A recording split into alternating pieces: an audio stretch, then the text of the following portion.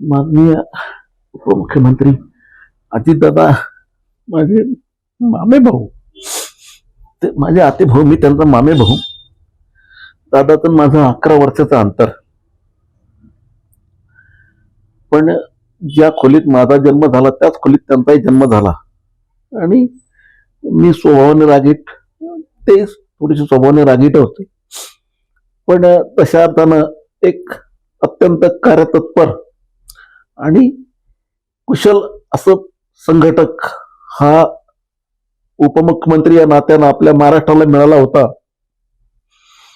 दादा गेल्यामुळं पवार कुटुंबियाची तर खूपच मोठी हानी झाली, परंतु आमच्या सर्व नातेवाईकांची सुद्धा प्रचंड मोठ्या प्रमाणावर हानी झाली.